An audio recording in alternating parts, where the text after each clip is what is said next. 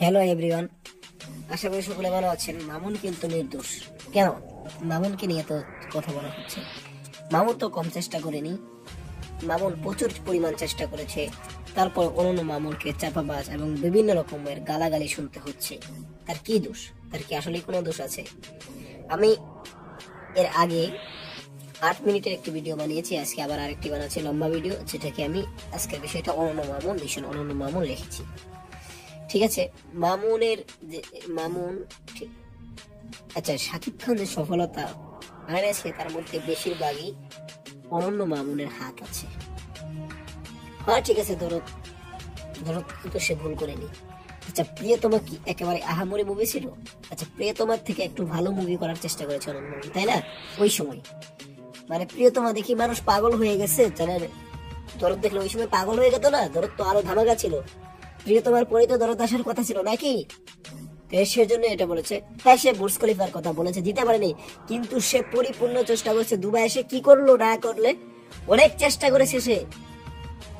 হ্যাঁ, সে অনেক চেষ্টা করেছে দুবাই, কিন্তু অন্য কিছু না পারলেও অত্যন্ত পক্ষে যেই একটা ওই যে কি জানি ইন্টারন্যাশনাল একটা সার্টিফিকেট পায় না, ভুলে গেলাম, ওই যে এই দুবাই ভুলে গেলাম ওটা কি জানি, যাই হোক সেইটা শাকিব খানকে নিয়ে দিয়েছে অনন্য মামুন।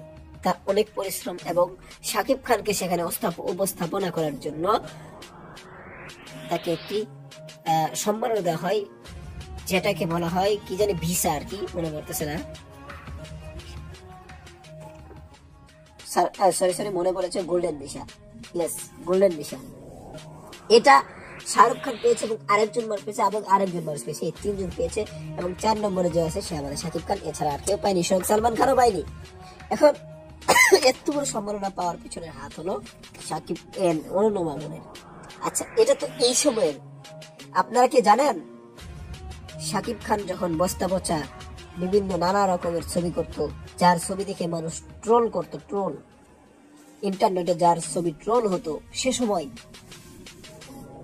যৌথ প্রযোজনা নামে একটি সিনেমা আসে, শিকারী। আর এই শিকারীতে কিন্তু শাকিব খানকে নেওয়ার কথা ছিল না। এই আব্দুল আজিজ, এই শালা পুঙ্গা, এই পুঙ্গা কোনোদিন শাকিব খানে নিতে চাইতো?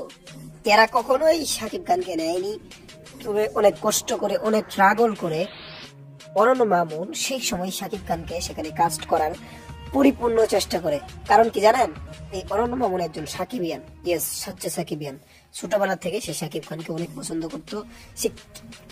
সে আচ্ছা দেখেন, আজকে তার টার্নিং পয়েন্ট। শিকারী না আসলে আজকে আর শাকিব খানকে আপনারা ভালোভাবে দেখতে পারতেন না। শিকারী না আসলে নবাব হতো না, নবাব না আসলে তুফান হতো না, নবাব ভাইজান হইতো না, চালবাস হইতো না, তুফান হইতো না, আজকে দরদ নয় বানাম দরদ হইতো না। এই বড় বড় যে মুভি, রাজকুমার নয় বাদ দিয়ে দিলাম। এই প্রিয়তমা কি ছিল? প্রিয়তমার মধ্যে তো কিচ্ছু ছিল না। প্রিয়তমা দেখেছিল একটা ফার্স্ট ক্লাসের মুভি, এটা প্রিয়তমা আমার কাছে একদম ভালো লাগেনি। যেটাই হোক, প্রিয়তমা এটা মুভির কোনো কাতারেই পড়ে না।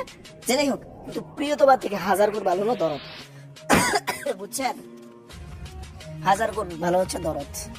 জিৎ, প্রসেনজিৎ এরা আগাইছে কারণ তাদের মধ্যে একটা লোক ছিল। যাই হোক, জিদের একটু ফটো আসলো, তাই এদের কথা মনে পড়ে গেল, মাঝখান থেকে একটি কথা বলে ফেললাম, সেটা বাদ দেন। যাই হোক, আমি এখন একটি কথা বলবো। জিদ এবং প্রসেনজিতের খাকি দা বেঙ্গল চ্যাপ্টার 2 আসতেছে, আমরা সকলে দেখার চেষ্টা করবো। খুব শীঘ্রই আসবে অফিসিয়াল অ্যানাউন্সমেন্ট। তো খাকি দা বেঙ্গল চ্যাপ্টার খুব শীঘ্রই আসবে। যেটাই হোক, অনন্য মামুন শাকিব খানকে তারপরে যখন শিকারিতে রাখছে, ভালো সাফল্য পায়, তারপরে নবাব শাকিব খানকে নেওয়া হয়, তাই না? নবাবে নেওয়ার পর তাকে তিনি তো বনে যায় আরো বড় তারকা, কিন্তু তারপর অভিযোগ আসে মামুনের উপর, মামুন দেশদ্রোহী, তারা নাকি জেলে বাড়াই দিয়ে এখন মামুন দেশদ্রোহী, শাকিব খান দেশের ক্ষতি করতেছে মামুনের চাপে। এই ধরো মামুন কিন্তু জেলও ঘাটছে শাকিব খানকে মুভি বানানোর কারণে, এলএলবির কারণে। যাই হোক, যে শাকিব খানের সফলতার পেছনে অনেকটাই অনন্য মামুনেরও হাত আছে। তার মানে এটা নয় যে শাকিব খান এর যোগ্যতাই সে যাচ্ছে না, সে তার শাকিব খানের যোগ্যতা এবং তার পরিশ্রম এবং অনন্য মামুনের কিছুটা স্ট্রাগল এবং সে একটু চেষ্টা করে তার প্রিয় নায়ককে একটু আগে নিয়ে আসবেন। কিন্তু সে তো জানতো না যে এমন একটা সময় সে করেছে। হ্যাঁ, সে একটু কথা বেশি বলে, কিন্তু সে যেটা বলে এটা করতে চায়, কিন্তু পরবর্তীতে অপূর্ণ হয়ে যায়। তবে আমার অনন্য মামুনের কাছে একটা পরামর্শ থাকবে যে আপনি আপনার চাপাগুলো মানে কথা একটু বেশ একটু করে, মানে আমি যখন এসে অনেক সময় চাপাবাস মামুন এই ধরনের কথা বলেছি, কিন্তু আসলে পরে ভাবলাম আরে না, অনন্য মামুন তো অনেক চেষ্টা করেছে। আচ্ছা, যদি সে যদি চেষ্টা না করতো তাহলে গোল্ডেন বিষয়টা যে সালমান খান স্বয়ং নিজে পায়নি, সেখানে শাকিব খান কেমনে পেয়ে গেল, তাই না? এখানে অনন্য মামুনের অনেকটাই হাত রয়েছে, তার কারণে শিকারী হয়েছে, নবাব হয়েছে, শিকারী নবাব। যাই হোক, অনন্য মামুন নবাব এলএলবি 2020 সালের সময়যোগী একটি মুভি ছিল ভাই, আপনারা যাই বলেন, একদম সুন্দর একটি মুভি ছিল নবাব এলএলবি। কে সেটা খারাপ ছিল? আপনারা জবাব দেন, সেটা খারাপ ছিল? একদম খারাপ ছিল না। তারপর আপনার মামুনের বিরুদ্ধে কি করে যাচ্ছেন? আরে মামুন তো অনেক চেষ্টা করেছে না, মামুনের বিরুদ্ধে গিয়ে কি লাভ আছে? মামুন লোকটা খুব ওই ছোট, আর একটু বয়স হলে সব ইয়া হয়ে যাবে। এবং সে এই যে বাইরে মুভি, জওয়ান, পাঠান এই ধরনের মুভি আসলে আনলো কেন? কারণ এক শাকিব খানকে দিয়ে হল টিকবে না।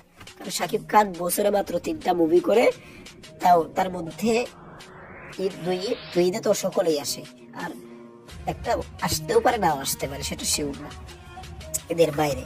তাহলে শাকিব খানের সাথে আরো আসে, তাহলে বাকিগুলো তো পুরা বছর আসেই না। তাহলে কি আর শাকিব খানের সাথে তো আরো কারো আসা দরকার নাকি?